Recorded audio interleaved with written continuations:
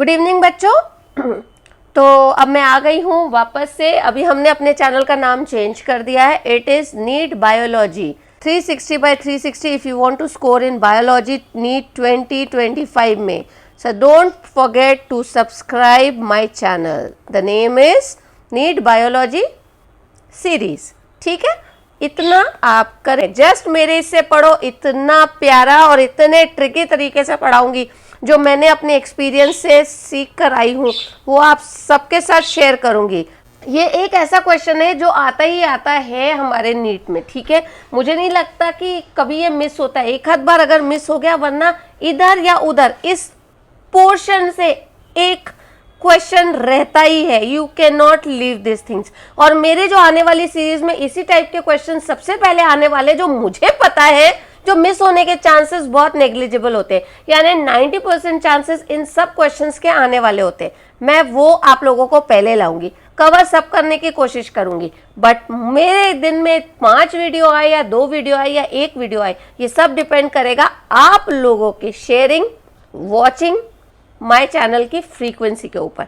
ठीक है, तो चलो देखो सुपरफास्ट तरीके से कैसे हम इंसुलिन करते हैं। वो इतना प्यारी कहानी में होगा कि आप पगला जाओगे। इंसुलिन क्या होता है? ये हमारा इंसुलिन है, हमारी बॉडी में रहता है। ये है स्ट्रक्चर ऑफ इंसुलिन।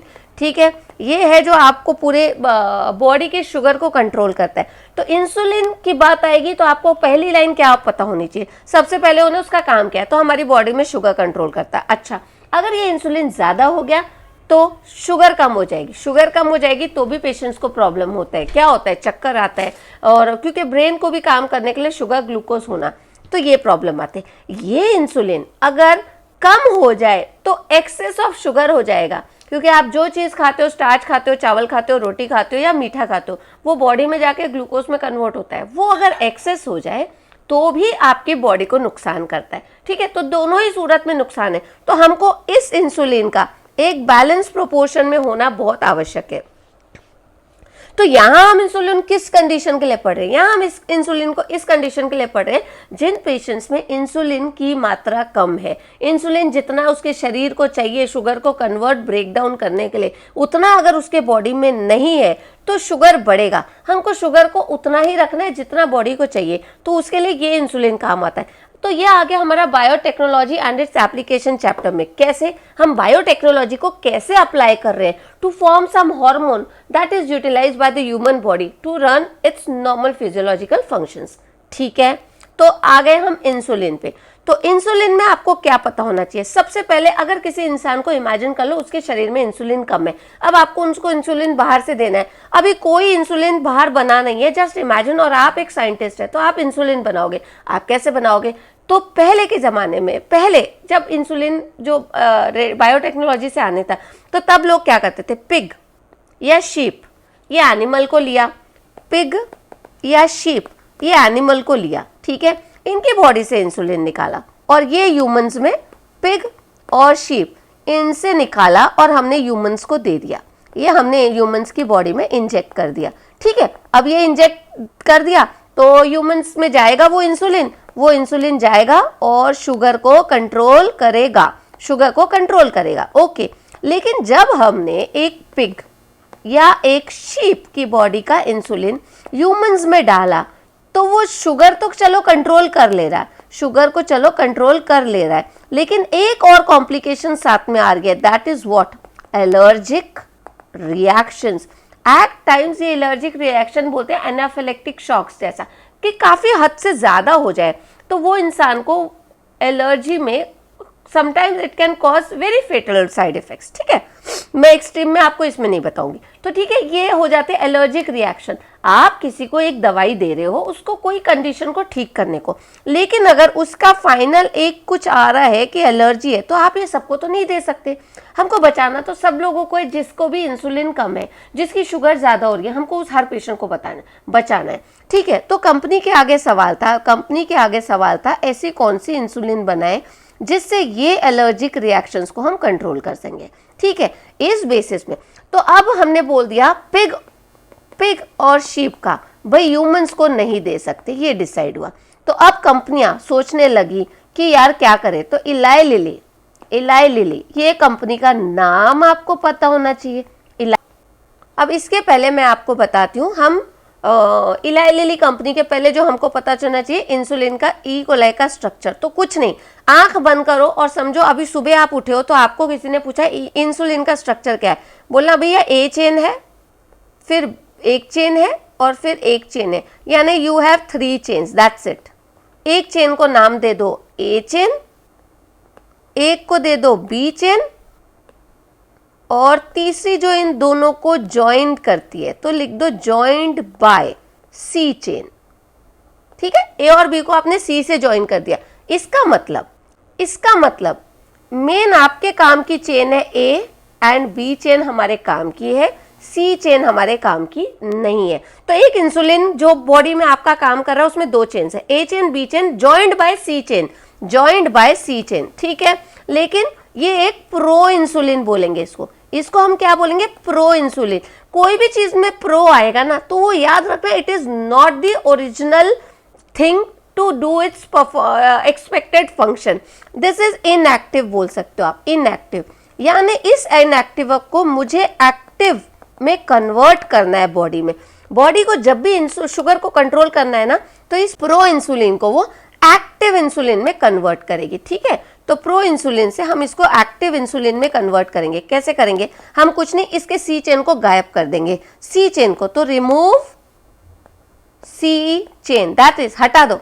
यानी अगर आपको सवाल में पूछ ले सी चेन क्या है, एक्टिव है इनएक्टिव है, it is the inactive part of insulin, ये आपको पता होना चाहिए। एक्टिव पार्ट ए और बी है। अब क्या हो जाएगा, पहले ऐसा था चेन, पहले ऐसा था, ये वाला प्रो इंसुलिन ऐसा था, ए सी और बी था।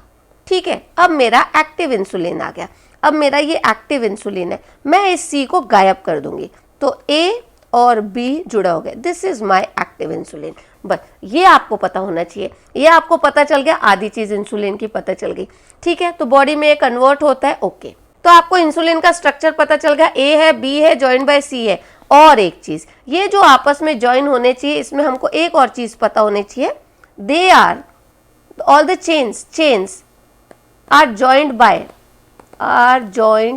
बाय, ये नाम रट लो, डाइसल्फाइड लिंकेज वर्ड। ठीक है, तो डाइसल्फाइड लिंकेज।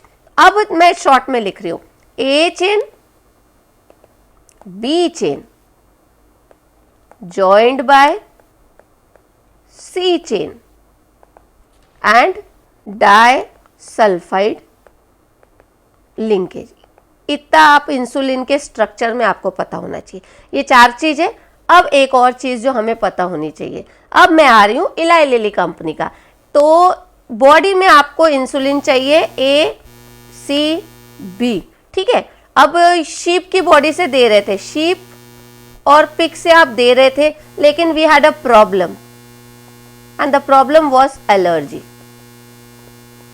यानी we can not use this. ठीक है, तो now we wanted new approaches तो अब हमें नेक्स्ट क्या पता होना चाहिए, next we should know a company. ये सारे पॉइंट अगर आपने कर लिए तो आपका इंसुलिन हो गया है और आपके 4 मार्क्स कंप्लीट है। ठीक है, इलाई लिली, ठीक है, इलाई lily in the year 1983, year भी याद रखो, यू नेवर नो, समटाइम्स आ जाए। ठीक है, 1983 में लिया। ठीक है, इन्होंने क्या किया, कंपनी ने कौन सा ऑर्गेनिज्म यूज किया ये हमें पता होना चाहिए, ई कोलाई। ठीक है, लेकिन ई कोलाई से लिया और इन्होंने ना सी चेन नहीं बनाया, तो they made company using a technique, लिख देते हैं a technique. Which technique use हुई ना, तो it was DNA technique, rDNA technique, rDNA technique use किया। ठीक है, ये पता होना चाहिए। And they prepared